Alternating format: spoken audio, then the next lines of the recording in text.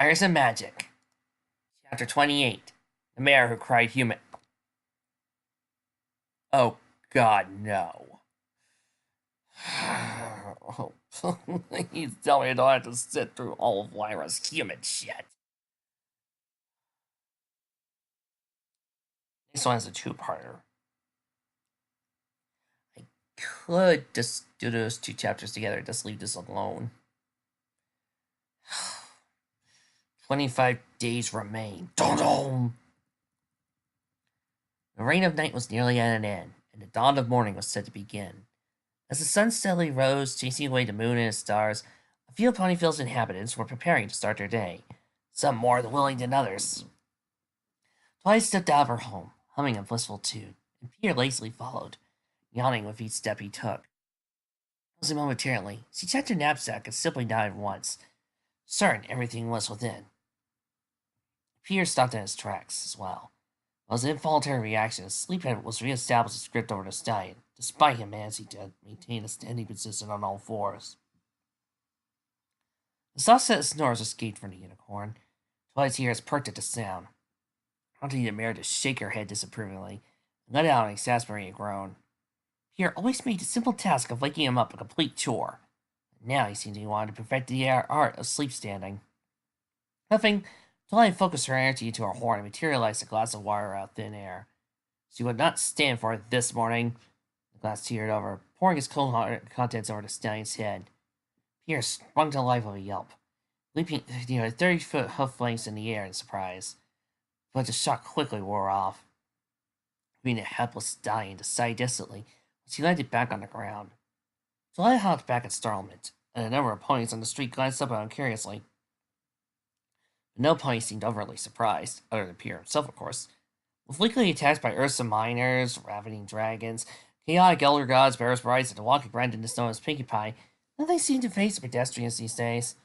Not wanting to push his luck any further, Peter followed Twilight without so much as a single complaint, although the water in his eyes, mane, and coat made it tempting to try otherwise. Unfortunately, as a unicorn, Peter was supposed to use magic, and Twilight only to make sure her cult friend could access it properly. Plus, with Osborne on the way, oh really, he was! For the past few chapters, I completely forgot. Spider-Man would need every advance he could earn. Seeing is free of any remnants of sleep and dripping water, Peter smiled before playfully nudging Twilight's side. With a renewed sense of vigor on both of their parts, the pair trotted through the village, making a path for the everfree forests. Once ponies were at safe distance, the bush next to the door of Twilight's house rustled. Suddenly, Lyra appeared from within its leaves, giggling menacingly as her glossy yellow eyes kept Peter within their line of sight. Ducking back into the bush for a moment, the aquamarine mare hopped from her hiding place with an olive-green camouflage hat on her head. This is supposed to be funny for some people. It's not for me. Her horn glowed, pulling a knapsack from the shrubbery and just slid gracefully around her neck. Nodding confidently, Lyra prepared to pursue the specimen of interest. A soft set of snores reached her ears, causing the mare to snap her head in the direction of the bushes. We're on the verge of the greatest discovery in equestrian history, and you can't stay awake to see it? To be honest, Lyra, neither can I. Lyra yelled, pulling the leaves back enough to reveal Octavia, who had not even had time to remove her nightgown. Gray colored eyes fluttered slowly, only to immediately close again. Lyra shouted again with more force, Octavia! Seeing no reaction from her friend, Lyra tried to Twilight's idea, conjured a cup full of water. Octavia's mind stepped back to reality once the ice-cold liquid soaked in. She stumbled a bit out of the bush, eventually losing her balance and falling onto her stomach, shifting her head wildly. Octavia faced Lyra with a look of bewilderment and her fire irises. The unicorn paid her axis no mind and trotted ahead, determined not to let the specimen escape. I'll believe you're taking this too far, Octavia stated, shivering as the cold wind brushed her drenched mane. Instantly, she focused herself to follow Lyra, ignoring her mind's pleas to turn back to the warm, plush bed that she foolishly abandoned prematurely. I only agreed to accompany you to so you don't do anything reckless. I'm sorry if I sound so tired. It's just that this whole Lyra human thing is annoying. Estella rolled her eyes, questioning your own common sense. Why must I torture myself with such eccentric company? As Lyra's maniac laughter echoed throughout the vicinity, Tia's current turned blank as fate reminded her of her reasoning. Of course, heaven forbid all of Equestria sees this side of you. Where's Bonbon? Don't lose focus, Twilight whispered. Maintain the median. She circled around Pierre with a stern gaze, though he couldn't see her as his eyes were closed. Beads of sweat fell from his forehead as he strained to magically levitate several small pebbles at once, lifting another pebble with her own magic. Twilight tossed a rock in Pierre's direction, but his eyes snapped open, killing his crystal white energy. Twilight tossed a rock in Pierre's direction, but his eyes snapped open, and his tracks midair. Once the stallion released a pained breath, clusters of pebbles fell to the ground, bouncing in various directions. However, Twilight seemed to have been impressed, evident by her static clapping. That's good, Pierre! You managed to levitate 11 pebbles at a time! Pierre groaned, thanks, but it's such a migraine. His hose rubbed over his temples, attempting to smooth out the throbs coursing through his cranium. Yet, despite his pain, the stallion managed to smile. At least I know my spider sense is tuned with the magical part of my brain. Until I learn to separate, differentiate one another, I'll be left with some splitting headaches. In any case, we're making great progress. Twilight, you see your magic, wrote a few notes on a scroll. You go so far in such a short amount of time. Once Peter stumbled back, landing squarely on his flank, the lavender mare married his accent and joined his side. She dropped her notes in her knapsack before shifting her weight, nuzzling into her stallion. His high-body temperature spread throughout her being, and warming the mare considerably. As her violet irises glanced at the clear blue sky overhead, Twilight wished to bask in blissful feelings that consumed her. Sadly, her time was limited, as he had prior engagements to see through alone. Well, that's our lesson for today. I better leave for Camelot soon. Twilight hesitantly broke away from Pierre's side, sit back on her host. I'll be back in a day or two. You do what you have to do, but don't stay gone for too long. Rubbing his hose around the mare's neck, Pierre pulled Twilight in a warm embrace.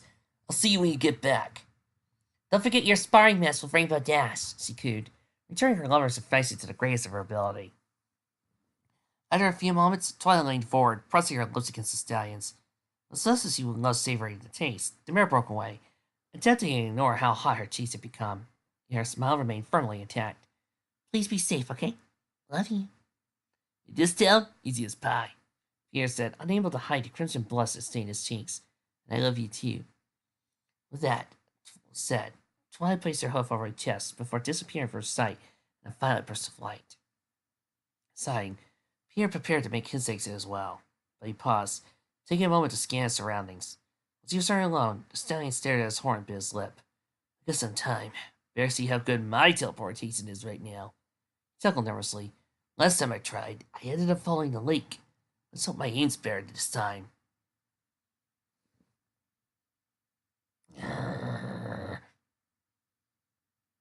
I'm sorry. I just really want to save teleportation for ponies like Starlight or Twilight.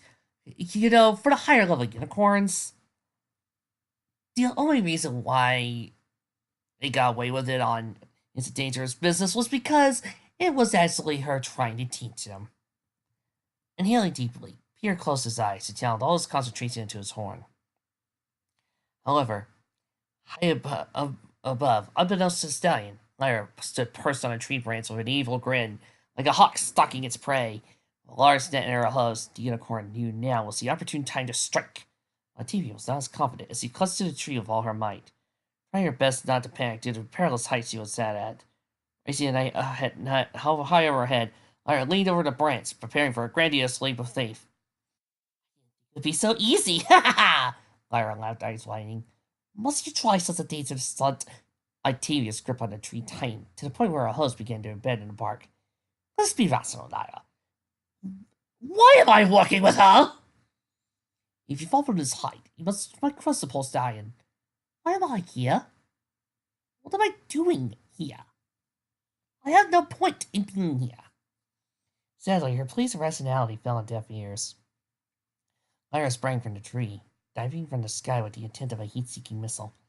With a frame over the fully open net, the unicorn watched with a crafted gaze as she neared her target.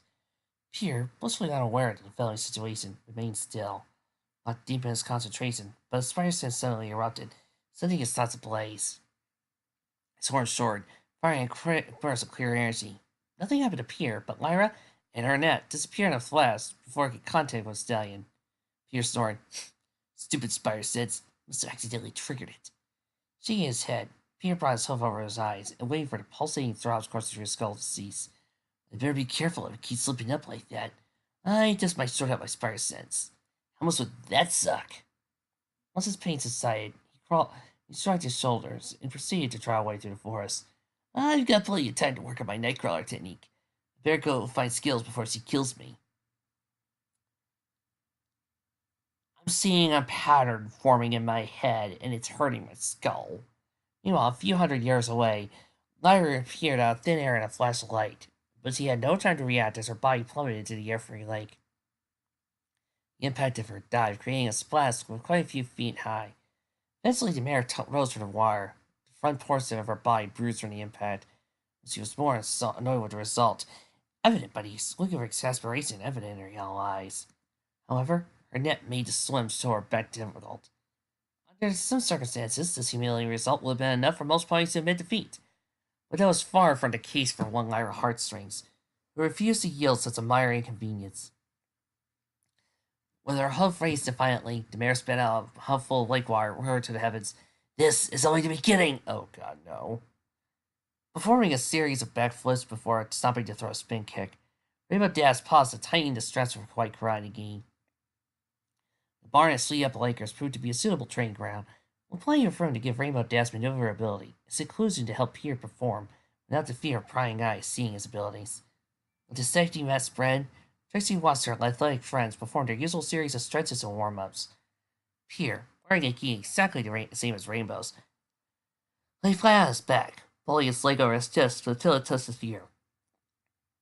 And where she was staring, Trixie watched with a brow raised and crimson blood on her cheeks.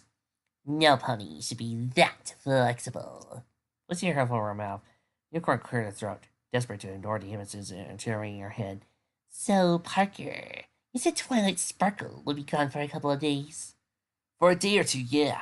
Quickly switching his legs, Pierre nodded as he held his strategy position. It's nothing major. Twilight just wants to do a little research. Rolling her stomach, the stallion threw his lower body over her head, sitting his body in midair, landed perfectly on his rear hooves. Pierre turned his gaze to the Pegasus and lowered his body, taking a defensive stance. Alright, Skills. Try not to rough me up too badly. I just left the hospital, remember? Over her tails aside, Rainbow Dash shook her head and smiled. No guarantees, dude. Both parties exchanged a brief yet friendly hoof bump before Rainbow stepped back, falling with a low sweep kick. Pierre quickly hopped over the attack, throwing a swift jab downward. The mare threw one hoof to block the attack, and a second to counter. However, the stallion lunged forward, wrapped both his hooves around one of his opponents, and a swift active motion hurled her body over his shoulder. Landing on her back, Rainbow let out a very unladylike snort, and quickly engaged Pierre for a second round. Meanwhile, outside the barn's door, Clara stood with a large brown bag over her shoulder. Oh my god, a bag!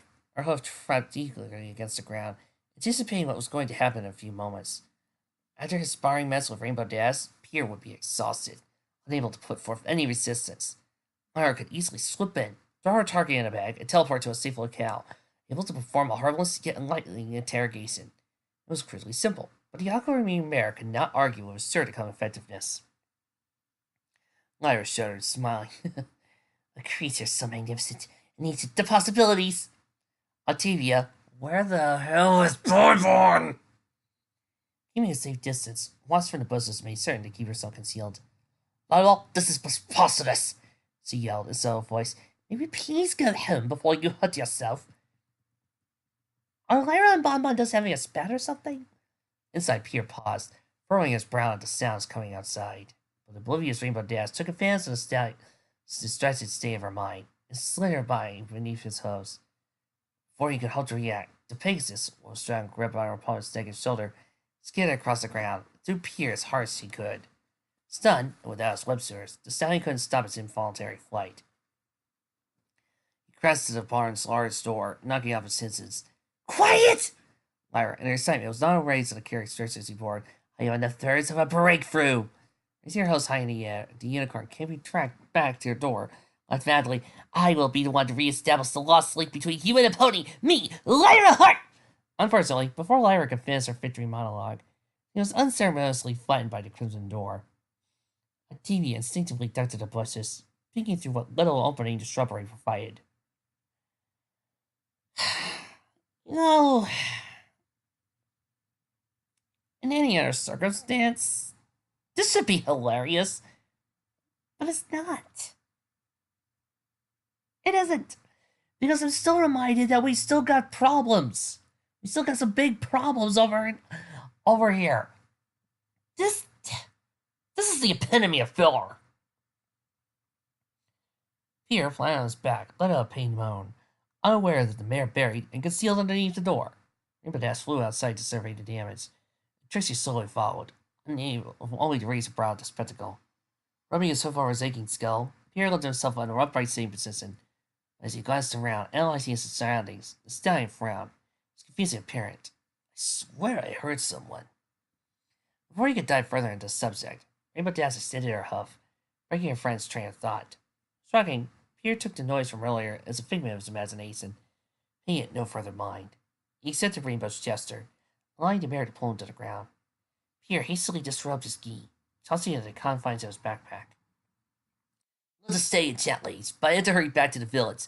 I promised the Crusaders I'd treat them to ice cream today. Pierre chuckled, galloping immediately for the town. Trixie, brushing a strand of silver hair behind her ear, watched the stallion sarcastically giggled. Well, good news is that his durability seems to be intact. The magician opened her eyes, blankly staring at the new maid hole in the wall. Trixie can't seem the same for the barn door, sadly. Grinning, Rainbow Dash scratched the back of her head. Nothing Applejack can't fix. But who is going to fix poor Lyra? Octavia sighed internally, making a mental note to call the paramedics in due time.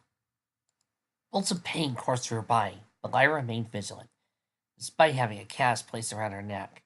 She was forced to live through her notes back home until her wounds healed. Most frustrating, gave the mare reason to widen her studies about a human-turned pony. Using her magic, she scrolled through the pages of the aide's book. Its papers decrepit and weak. However, the book provided such enlightenment about the history of her subject of interest. Octavia, standing behind Lyra, folded her hose across her chest and sighed.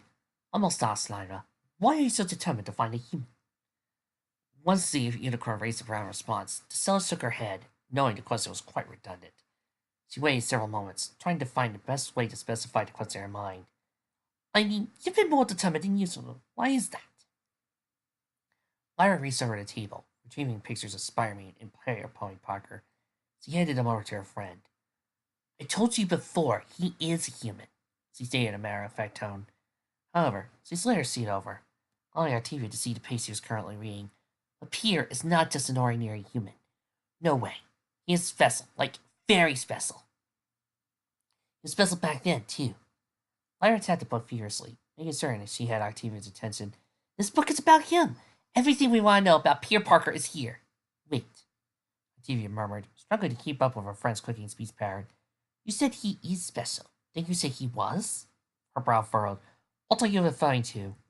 Oh, God, no. Our ancient history says humans existed on this world a long time ago, right? Like, way before Princess Celestia and Luna were even born. Yeah, she's called to Megan. Please don't steal her thunder. Once Octavia nodded, albeit hesitantly, Lyra closed the book. I have proof that this is a fact. A few weeks ago, I found this book on my way back home. You won't believe it, but it appeared out of thin air. I started reading it by Celestia. Couldn't believe what was inside. She held out the book, allowing Octavia to see its title, was read, Greatest Hero in History. Lyra quickly turned to a page where a pony and a human stood side by side. She was blonde, had blue hair, and had overalls. Blue eyes, and had overalls.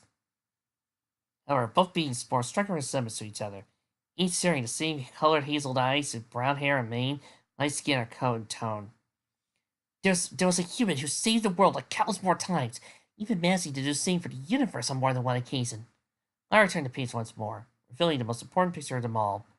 Tia's hope fell over her mouth to conceal a gasp, but fear, as it was heard clearly throughout the room. Human and pony shared a unique piece of attire, a pair of red and blue tights with a spire insignia over her chest. Spider-Man! Out. Ryan still struggling with the information received. Betty's friend Peter is... Lyra's yellow iris is practically beamed, That's only by the confident smile on her face. She raised her hoof and nodded. That's right. Pier was the greatest human of them all. And now, Unicorn glanced over at her foe of Pier.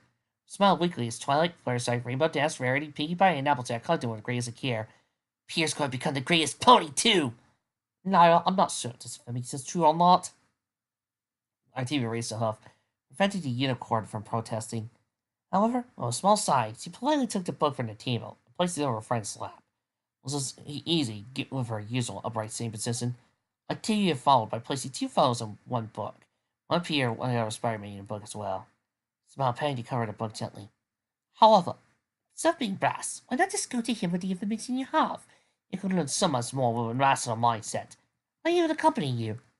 Along with Bonbon, who apparently is not in this fic for some reason. Lara nodded eagerly and prepared to stand. My team placed their heads over her shoulders. I'll take you here to class. 23 days remain. Dum dum!